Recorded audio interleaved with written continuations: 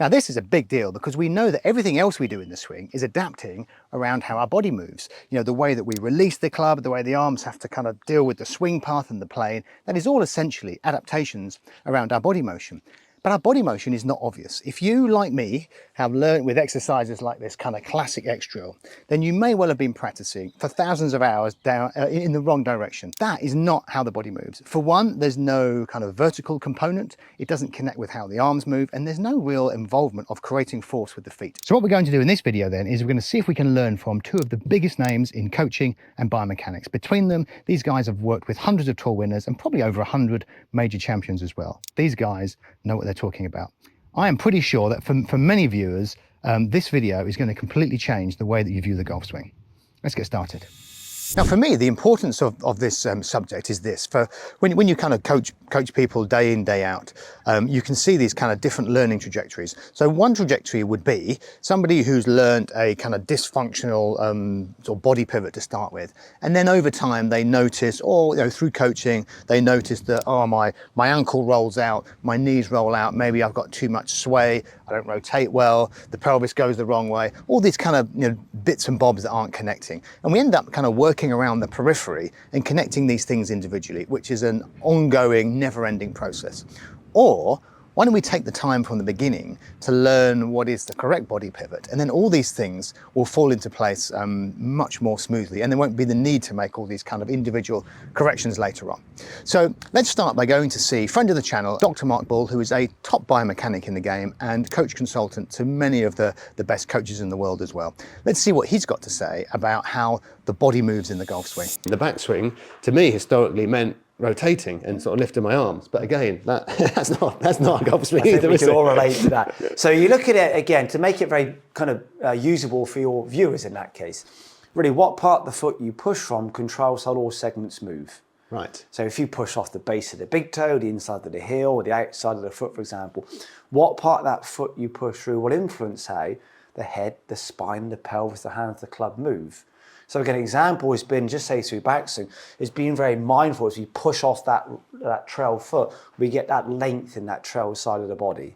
Show me length in trail side of body. So again, there's a just watching you demonstrate that. This is where words become somewhat divisive in some ways. So you're being very mindful now. What we're not doing is actively increasing lateral flexion, or side bend is often referred to. Yeah. There's a tremendous difference in the spine side bending, which really is pretty inactive through both of my feet as I do that. To me, actually creating length through that trail side. So that would be me using the ball of the foot? But more behind the ball of the foot. Oh, okay. Yeah. And kind of being more mindful around about here for you. And pushing upwards with the right side. Correct.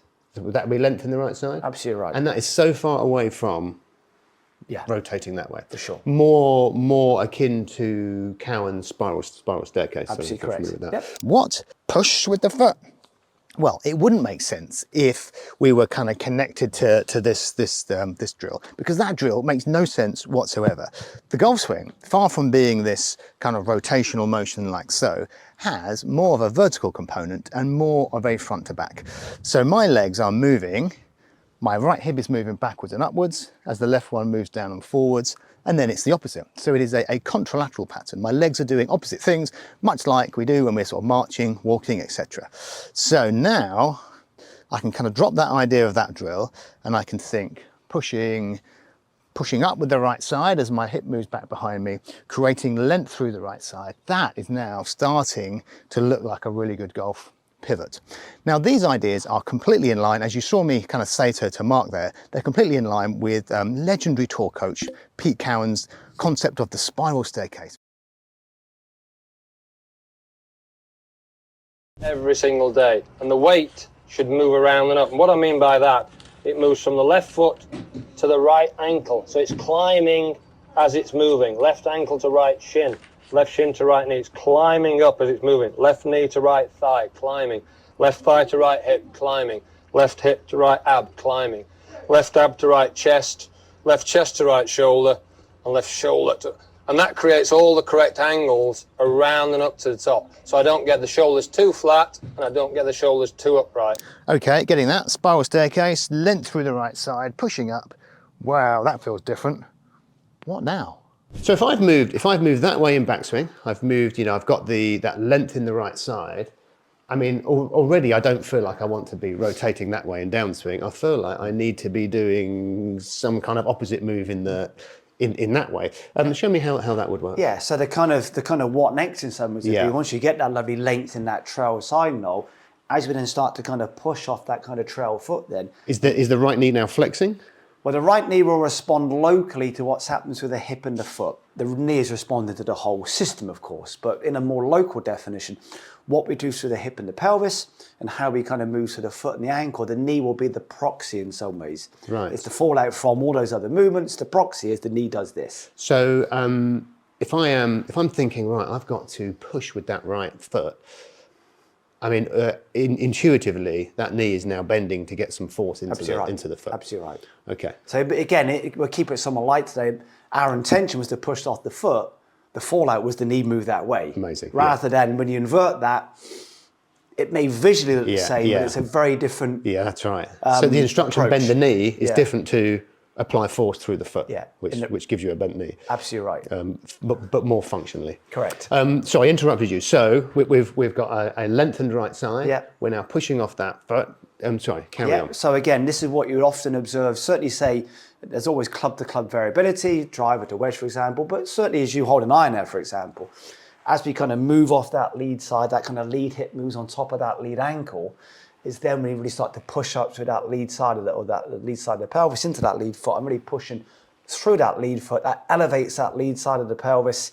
That actually then shoves us more into that kind of that length through our left side or our lead side of our spine now.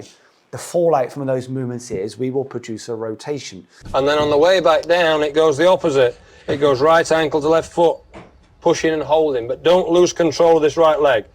Right shin to left ankle, down. Right knee to left shin, down. Right thigh to left knee, down. So we're holding position all the time. Then it goes right hip to left thigh. That's put me in the delivery position that then I can use the body to open up. Right hip to left ab to left chest, and open the body up correctly and finish in balance. The correct rotation around and up, down and around. Right, so that's what people mean when they talk about using the ground. If I've made my backswing, I've made my spiral staircase, and I don't come down the staircase, dropping the right side, I'm going to get a lean to the left, and now my right side is very high, the knee and the hip are high, I'm kind of on top of the ball, there's no connection to the floor. I couldn't possibly be pushing off the right foot. If I did that on the pressure plates then, so just very quickly, the right arrow is my right foot. When I apply vertical force, the arrow gets taller, left one the same. If I apply lateral force, so pushing sideways, you'll see how the arrows start to kind of tilt inwards. Okay, so what we're saying then is, I'm not just going to start moving to the left, because as I do that, you'll immediately see, obviously the left arrow gets higher, the right arrow is getting smaller, and there's no lateral force. So I need to be, from the top, feeling like I'm dropping down, so that's that moment when the arrows will drop down, and then picking that up through the right leg, driving the force away from me, and as I add a little bit more push, you'll see some vertical force there as well. Done in the in the swing, you'd probably see a bit more from the left side as well.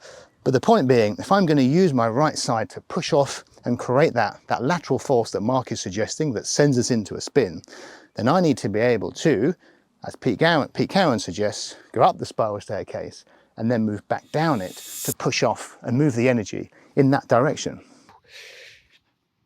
Whew, that was quite a lot, wasn't it? But I'm a big believer that before you set out on your journey, you need to kind of understand the big picture. So in my next number of videos, I'll be breaking that down into smaller, more achievable chunks. So if you want to be on that journey with me, then please consider subscribing. And I've also made a playlist making accessible some of the brilliant concepts of Pete Cowen. So I'll link that down below as well.